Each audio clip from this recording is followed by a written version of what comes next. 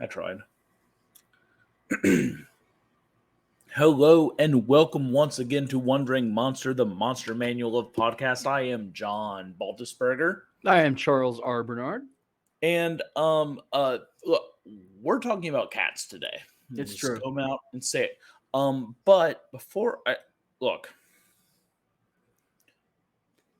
we started a tabletop role-playing game company, Madness Heart Games. We did.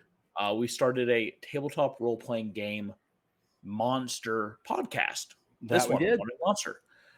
And yet every fucking week we come here and I'm like, I brought something from D&D or this tabletop game or this tabletop game. And you're like, well, I wanted to talk about an underground comic that no one but me has read that I pulled out my ass. And I'm going to talk about Dune for 9 hours long. And Hey, man, 9 hours isn't Like, even it's- long enough to well, cover Dune. I'm just saying, like, we set out with a mission to talk about role-playing games, and you like are dead set to do anything but that. I tried to derail it. This is going about as well as my employee evaluation did. It is your employee evaluation. The one where I tried to seduce you and failed miserably. But shockingly, John, What? like a blast of lightning out of the heavens themselves, I have brought, lo and behold, a tabletop game kitty for What? tonight's Are you serious? delectation. I'm very Really? serious. Yeah. Okay. In Is fact, it D&D, oh Pathfinder, no, my friend. riffs? No, There's some good cats and riffs. actually, what I would like to do is take you back in time to a different day and age, a day and age when toys made cartoons rather than the reverse. What the fuck are you talking about? I'm talking about the long delayed and still delayed He-Man Masters of the Universe tabletop role playing game, Oh, Sean. fuck you. That's what I'm talking about. Fuck. Yes, yeah. So it's No, been well, hold on. I need to clarify something with you, Charles. You said long delayed and still delayed. right, but I have a tale thereby. So what you're to saying inform is what you brought is not a tabletop RPG kitty. What you brought is a kitty from a theoretical, a thought form RPG. Ah, excellent use of the term and correct in this case. Fuck Kind you. of. But This trust me, there's podcast is dead. enough tabletop content to go around with this one, my friend. So of course, as We've lost everybody our 2 knows, viewers now. both of them. Shit, that's Lemons just texted me a middle finger emoji and logged off. They have right. blocked me on everything. So, are you familiar with the D6? You know what? We'll get there. Am I familiar with what D6 is? No. The all right, the D6 system, but we'll get there in a minute. Yeah, like the last announcement about this game was in June of 2021 when they said it would be coming in 2021, but it comes amidst a flurry of adaptation of like 80s Hasbro or Mattel properties, including Thundercats, which has some kitties in it and is also available in a delicious tabletop format. And I've seen many a homebrewed He-Man campaign. Like I believe Screen Rant or Game Rant, one of those has a build for making He-Man and Battle Cat, which is really dope. So you can just play as like a melee warrior and have a companion who's a tiger that has a transformative property like you do, and blah blah blah. So I'll leave that as a comment when we post this on YouTube. So folks can go and build He-Man in 5th edition D&D if they want, or they can wait until this game comes out. It's been delayed because the same studios that are making it are making the adaptation of the Dragon Prince, that Netflix anime from the people behind Avatar: The Last Airbender. And at any rate, that's weird though, because He-Man had a special on Netflix just last year as well. They sort of missed riding the tide on that. But for those not in the know, He-Man was a 1980s cartoon that was amazing. it was the rare cartoon that was actually animated in America, as far as I know, rather than imported from somewhere else with better animation. No offense to American animators, but yeah, He-Man was based on an action figure line from Mattel. And He-Man by day is Adam, the sexy ass Prince of Eternia, of course. And when he holds aloft his mighty sword, Of course. No, he obviously. he loses most of his clothing and turns into He-Man, who is kind of a superhero slash like barbarian warlord slash crime fighter, I guess. I don't know. Guardian of Eternia, let's call him. And he has a companion when he is, Adam, Prince of Eternia, and when he's He-Man, and that companion is a kitty cat who is actually a tiger. And Oh. check this out. So when he's in his normal Adam, Prince of Eternia state, his companion, which for role playing purposes, this is like a companion animal. They're like a sidekick who's not entirely independent, but is like a big assist in battles. And like when he's his normal ass self, the tiger is a cowardly tiger. Let's just think about that for a second. A cowardly tiger, like 700 pounds, claws like steak knives, scared of everything. And Like his the name is, Cowardly Lion. yeah, and his name is Cringer. By the Um, way, sorry for this tangent. I just found this out. Are you aware that the Scarecrow is packing heat in Wizard of Oz? what? There's the scene when they're like confronting the Wicked Witch of the West. Scarecrow straight up has a piece. Yes. That's awesome. Okay, sorry. No, I no, that's needed fine. I mean, everyone tangents needs to check are that what out this because show is about now. I do wonder if he that was a character choice he made, and like at some point the director or producer's like, "Hey, does Ed have a gun? Well, how long has he been holding that gun for?" Best not to at the end the director's like, well, it's Ed, like the last guy who asked him about that. I think he's buried in the desert outside of Vegas. Um, so back to this because interestingly, another popular children's TV show of the same time period, you might recall, was a little property called The Real Ghostbusters, which I, as a kid, was obsessed with, along with He Man. And like, interestingly, I was like, I wonder if there's like a modern Ghostbusters tabletop role playing game. I bet that's pretty awesome. So I looked it up and like, yeah, there is. But more importantly, there was an original Ghostbusters role playing game that came out in like '86, I think, and had a second edition that came out in '89. And it was called Ghostbusters. Hang on a second, I gotta consult my notes because the title is absolutely terrible and worth sharing. Yeah, Ghostbusters, a frightfully cheerful role playing game, right?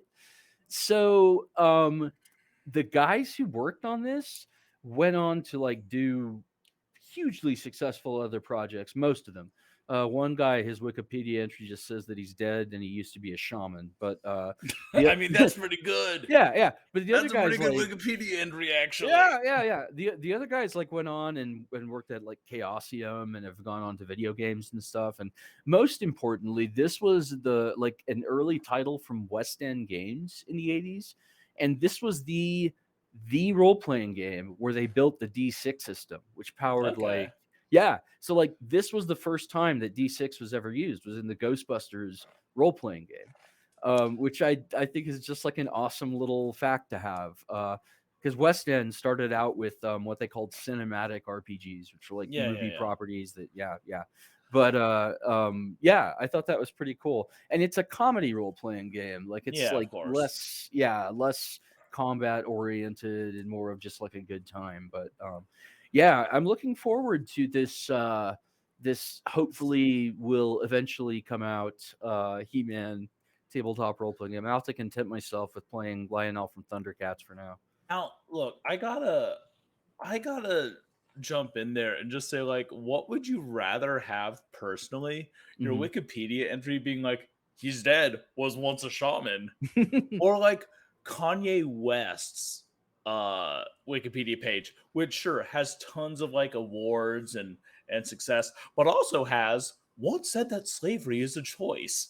Yeah, man, like like like between you and me, I would rather have the wait, he was a shaman entry, and that's all anyone knows. yeah, like, to me, the funniest thing about the whole Kanye West thing, not to go too off topic, is that, like, the amount of shit talked about him in rap these days is hilarious. Like, I mean, um, like, going Kanye is, like, slang for basically, like, selling out and becoming a, apologist for, like, bullshit, and, Yeah, yeah. A yeah. terrible, terrible person in every way. He Um was, but he produced one album that I still maintain is, like, worth a shit, but yeah. I I have like I talked to a hip hop fan the other day. I was just like, Mhm. "Hey, I hate Kanye. Am I wrong?" No. Because there's music genres that I'm not into where it's just like this. For instance, I like New Orleans jazz, but I don't like experimental jazz. And if someone who's into jazz were to tell me like, okay, you may not like this, but this is like super like mind-bendingly different and it changed everything, I'd have to be like, okay, well, obviously I don't know what's going on, but this is important. So I was like, Is Kanye important in some way?" And like, no, he just had an ego that like boosted everything up to a new level. His He ego was game produced changing. he produced it 1 or 2 albums, like, one in particular called, like, My Beautiful Crazy Something Something. I off the top of my head, I can't remember, but that album was pretty amazing. I'm pretty sure I produced that. Yeah, yeah, yeah, I'm gonna gaslight you now. but um it's been, like, a decade since I've, enjoyed Kanye's music, but the stuff I listen to is generally a little more esoteric than Mr. right, West. right. So Let's hear about your kitty cat, John. oh, this is actually a pug. Her name is Beans. Aw. So fun new thing. I've changed a few things around. Some little housekeeping, real quick. Uh-huh. First of all, if you're watching this, you might be watching this from my personal Facebook page as opposed to my author Facebook page. I did that because I Am I have like allowed to be on your Facebook page? absolutely not. I've already been banned. Um, I do this because I don't post anything other than Wandering Monster on my author page. So uh my personal page has a larger reach and hopefully some of y'all will check this out and enjoy it. Um I tried to get this to stream to YouTube. That doesn't seem to have worked. The other thing obviously is our layout, our beautiful layout. The There's so glorious many fonts. I Oh, found yeah. so many fonts that Drew Steppick is now rolling around on the floor just screaming in rage at me. You know about fonts. They say the more the merrier, it's I've always felt that fonts were like cocaine. but I mainly write ransom notes, so You add fonts until you can't get hard anymore. Um Wow, boy, I that'd have to be a lot of that wow, like, I think when that's you like 3 die for me. I think when you oh, okay, gotcha, gotcha.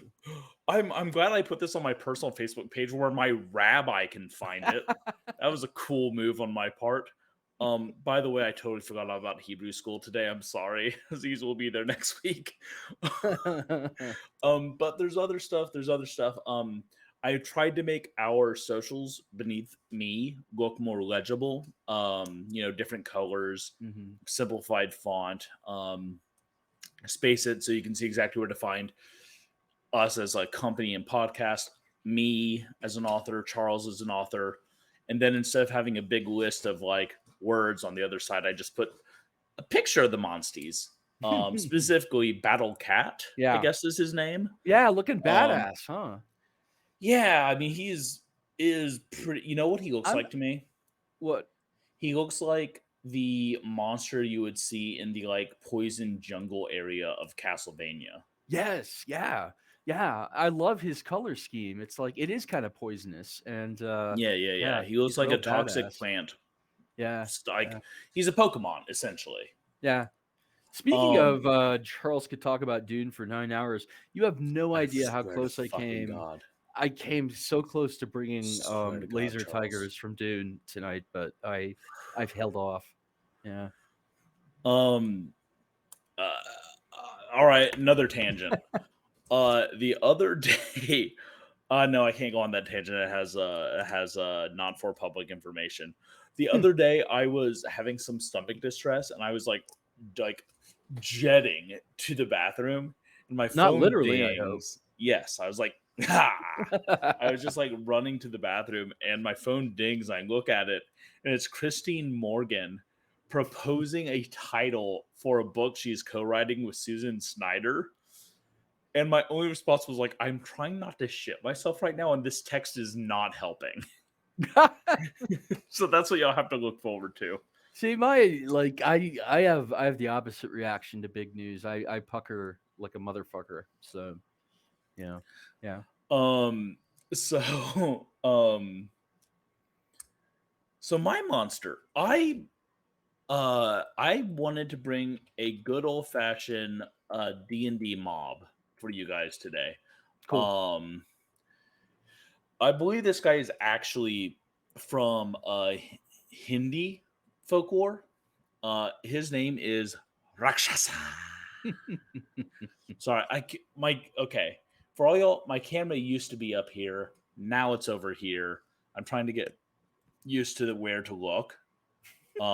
Nicholas Robinson is just so mad at me right now.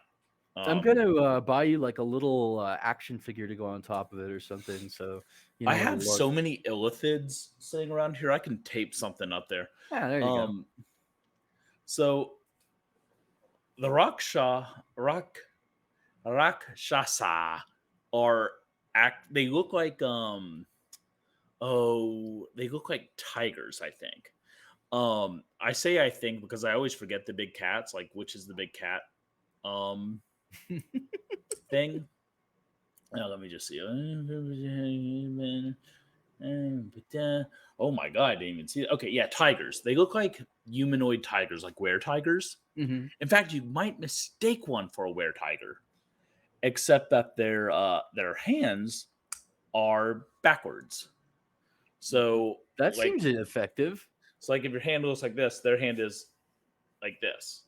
huh? So wouldn't that like Um, make it harder to claw somebody? I mean, they don't really need to claw. Okay, fair.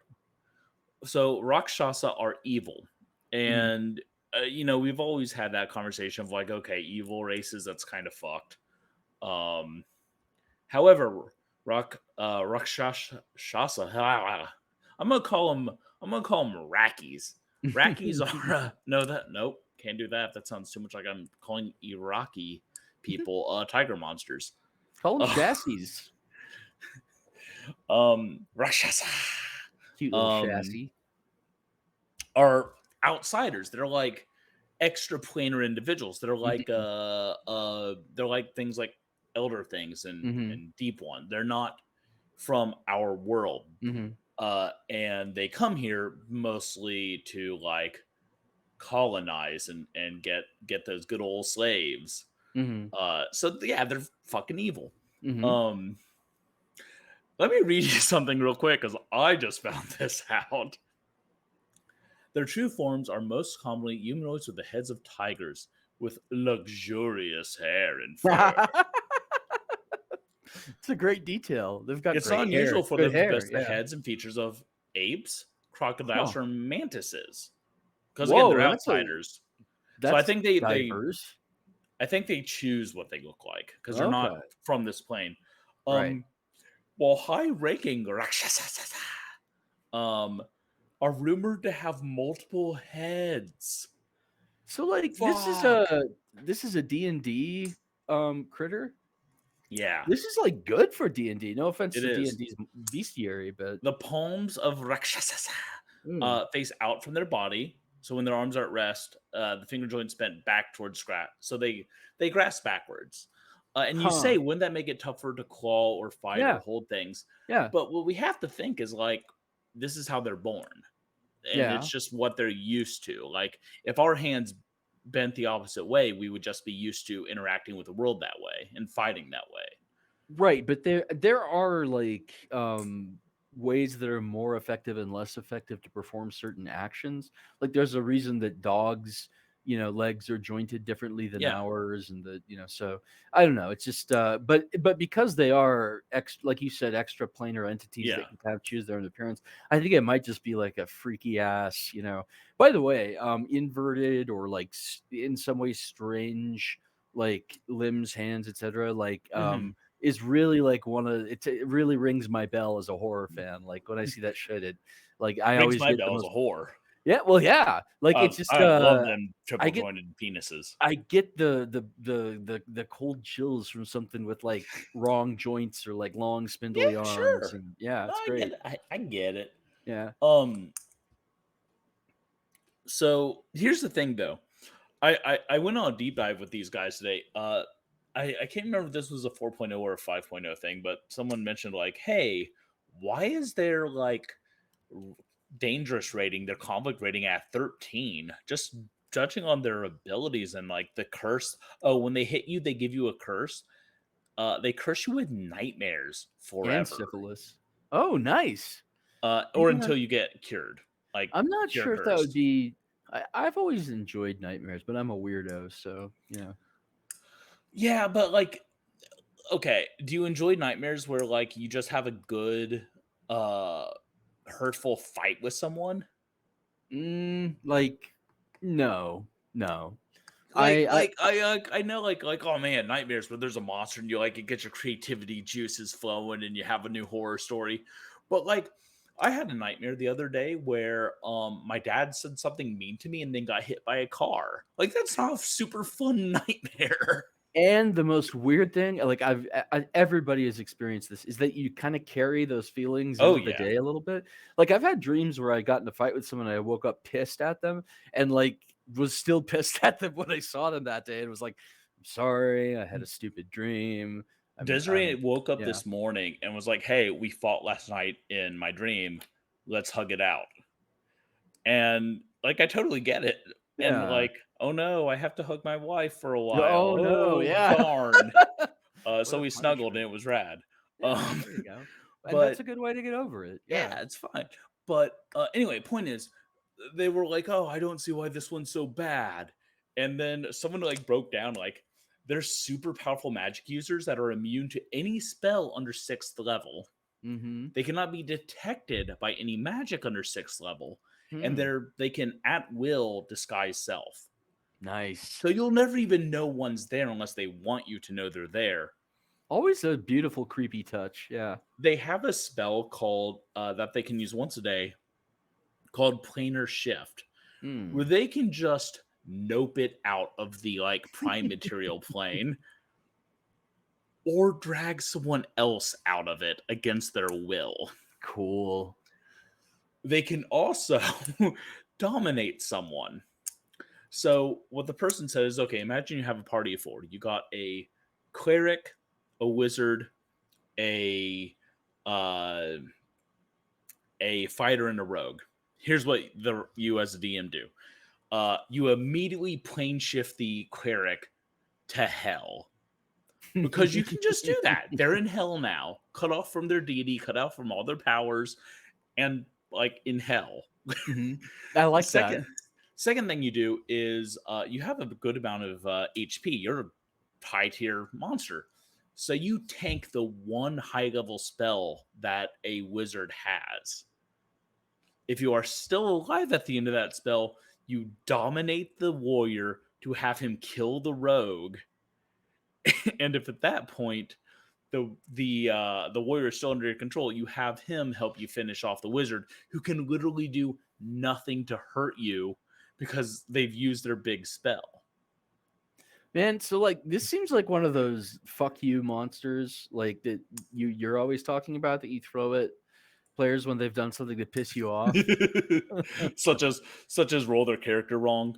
The No, wrath of the DM. Yeah. so it can be, but here's the thing, and this is what the person described that I really liked. There's actually several ways to kind of work around. There's a toolbox. Mhm. D&D is great about toolboxes. It's not my favorite system, but they play test it into the ground and have all these toolboxes. There's ways around these fights and ways to interrupt these plans and to deal with this. And specifically, the Rakshasa has the tag manipulator Hmm. on it, which means it's supposed to have minions that it controls. It's supposed to be devious. It's supposed to trick. It is not the monster you kick open the door and now you're fighting one. Right, I got it. It's the big bad This evil is guy at the end of exactly the what we were thing. talking about the other week. Yeah. Or you were talking about. Yeah, yeah. So ideally, what happens is the characters have been chasing their tails for a few sessions, 4 or 5 sessions. They've gone on quest, maybe even at whoever the Rakshasa is pretending to be's behest. Maybe they're gathering artifacts or slaves for the Rakshasa without even knowing it. Mhm. And uh you at the end of one session, you essentially say you drop the facade, and maybe he plane shifts the whole party away, not to hell, but away. And he can even do like the big bad thing of like, for your service, I spare your lives. Bam! You're in fucking the Feywilds now. Mhm. Mhm. Someplace that sucks, but you can get back from. Right. That would And actually be a then yeah, yeah. you spend a mini campaign just getting back to the prime material plane, tracking down this Rakshasa and killing it. So you have that entire mini campaign to kind of plan around, like, what can this thing do? You can make it a quest where they have to look for a MacGuffin to beat him or to Mhm. nullify one of his powers. They could go on a quest to research what these things are and what they're capable of. Mhm. So most monsters in role playing games are fuck yous to the player if you just throw them at it, Right. which I think is what a lot of DMs do. Mhm. A lot of DMs just like, okay, well, this has a conflict rating equal to my player's party, so I'm just going to throw it in there. Instead, you build backwards. You say, okay, I'm going to do a campaign with a Rakshasa. And by the way, this works for horror and crime writing too. You start with a big bad, a crime boss, a antagonist, and you figure out what they want, and then you build out their plan to the little push that gets the player characters involved. In Trafe Magic, Baskin, the necromancer, was fully realized before Zev stumbles on him while performing an exorcism in a 2 states over on accident. And that's, I'm not saying like, oh, you should definitely be like John. John's the best writer. But but what I am saying is building out your villains to to be villains rather than wooden blocks that pop up for your party to beat down is a way more rewarding experience, not just for you but for your players. Mhm. Because I guarantee after the players have realized what they've done, fought their way back through the Feywilds, broken into the library of the main city to Mhm. discover what these things are, fought a lich to get his like enchanted uh uh uh mail opening knife, and they get to the palace, and the Rakshasa's there, backwards hand, sipping some wine. I wondered how long it would take you to get back. Longer than I thought. Have at thee! Or whatever you want to do. Like, it's going to make, like, they're going to, first, they're going to piss themselves that they were expecting them to come back. Well, for the love of Lucifer, though, don't say "have at thee." Have at you. Sorry, I misquoted. Even "have at you," like it's Are just, you, hey. What is a man? I A don't know. miserable pile of secrets. Have at you! Ultimate power! Imagine I'm turning into a big demon. Okay. that's how Rondo of John. Blood ends and Symphony of the Night begins. Oh, see, Um, you said, and that was how, and I was going to say John lost his virginity. So, no, there was no ultimate power there. It was ultimate sadness. Not a happy story. I Boy, shouldn't howdy. laugh. You're too late. You've ah, already crushed my ego. sorry, Um, man. so yeah, look, there are a lot of cool feline monsters. We could have talked hmm about displacer cats. hmm We could have talked about fucking Charles's laser cats. Yeah, We could have talked about the Thundercats. I think they were Um, called the laser tigers in Dune. They were basically, it was a very cool idea. They were remote control, like uh mega carnivores. So the operator could stand and like convince them to kill this person but spare that person. It was, an assassination weapon basically that can nah. pass Oh, through. okay. These aren't cats, but No, I found okay. out very recently about Chinese murder puppies. Say what? This is gonna fuck you up. Okay, think of the Manchurian rose with the big pockets where they kept Right, yeah, the sleeve pockets. right. Um, Pekingese dogs were originally bred as attack animals, and you would hide them in your sleeve, and much like throwing pocket sand, you would pull it out and launch it, and they were super ill-tempered with the little sharp teeth, and they would attack like your own personal Pokemon. Oh my god, that's amazing. Like That's horrible in so many ways, but also like the yeah, best thing I've ever heard. my mom is going to this is going to make her year, I think, this information. So thank you. No Thank you problem, for no that. problem. It's like I was watching She had a TikTok. beloved Pekingese mix, and like that thing was fucking ill tempered. Like Yeah, that was exactly like if you if if you you hide it thrown in that your sleeve dog and on throw it at someone, someone, yeah, they're would have fucked. fucked them up. Yeah, that's Uh, great.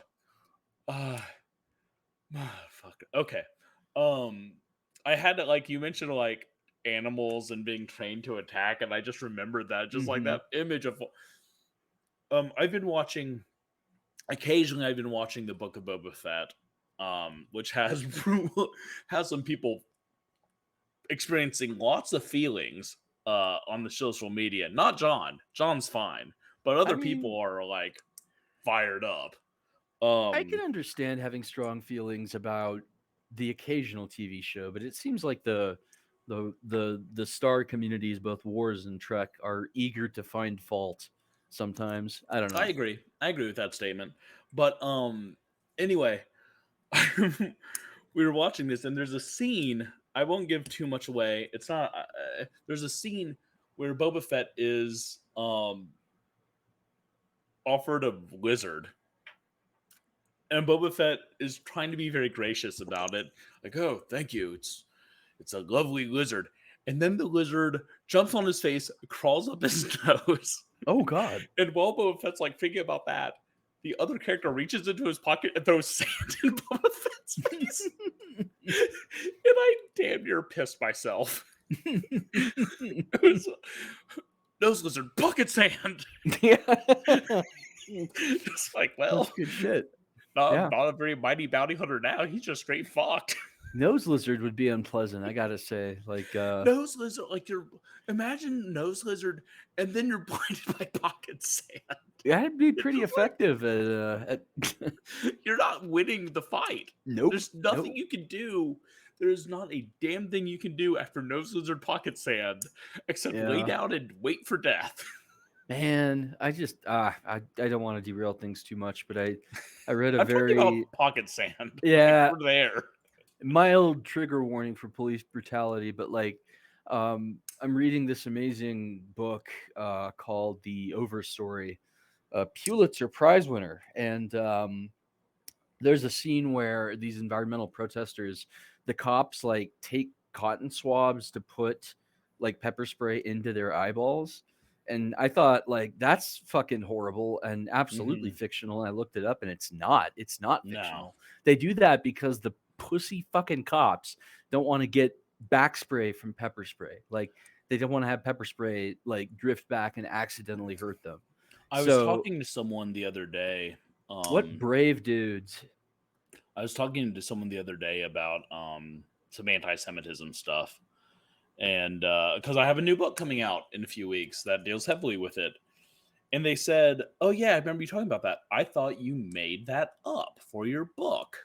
No. And, let's just say if some kind of atrocity happens in my book to the Jewish people, know that I'm pulling from history, and it actually happened. And I think that's probably true for a lot of the trauma and abuse you see in books from marginalized people in their fiction. They'll pull real things from real history. Anyway, but we're not ending on that. No, we're ending on kitties. We're Yes, we are. talking about murder cats, and it's delightful, and the pictures are really good. That Like, would have worked with a cat too, that sleeve trick. yeah, oh, Maybe yeah. even better Well, than a dog. it depends. Well, it depends Well, a on the cat's cat. got claws to cling to the face, like I can tell you from Beans that dogs also have claws. yeah, Um, they're he sharp is when a they're he little. is a Yeah, sharp little they motherfucker. get duller when Um, they yeah, yeah. when they stop murdering me. Yeah, same Um, with their teeth. but however, imagine reach in the sleeve, pull out a mastiff, and throw that. I would Big say sleeves. impressive sleeve. Yeah, yeah, yeah. Big sleeve, and also great guns. Like Yeah. you have to be mighty to throw a mastiff. Or we could breed mastiffs to like being that big. That's It'd what be pugs are.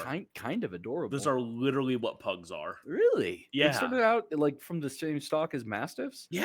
That's Like amazing. look at a mastiff and then shrink it down and eventually you'll be like, oh yeah, no, that's a fucking pug.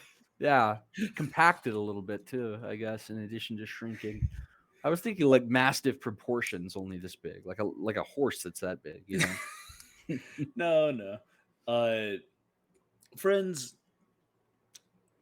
if you want to find us, a really easy way to do it is just look right beneath me. You'll find our podcast, our game imprint Twitter handles, one Moncast and at MHP_games, as well as the website madnessheart.press. If you're looking for me, mine are right under that at Kaiju Poet for Twitter and www.kaijupoet.com for my website with all my books and links to all of that stuff. Yeah. And if you're looking for me, you can find me on Twitter at CRBernard, or go to tinyurl.com/Charles Charles R. Bernard. Bernard, all lowercase. I'm And reading there it is with you.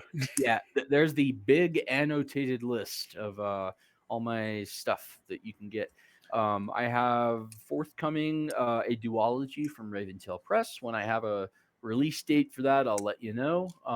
And yeah, other stuff in the works, hopefully too. The last thing I want to talk to you all about real quick is the new book from Madness Heart Press. It's a journal.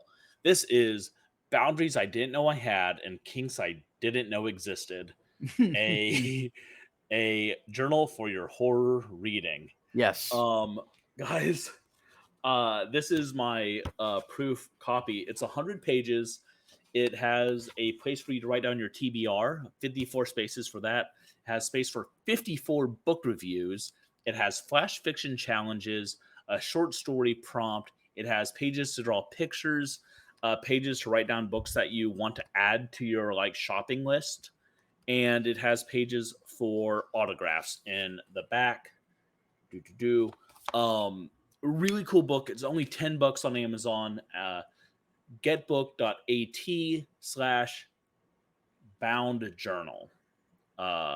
And you should pick it up, and it's super cool. But yeah, thank you all so much for coming on this consensual journey we call Wandering Monster. My name is John Baldisberger, I am Charles R. Bernard. and we'll be back. We'll be back next week. Yes. To talk more about dumb game bullshit. Oh, you Until betcha. then, stay safe and stay scared.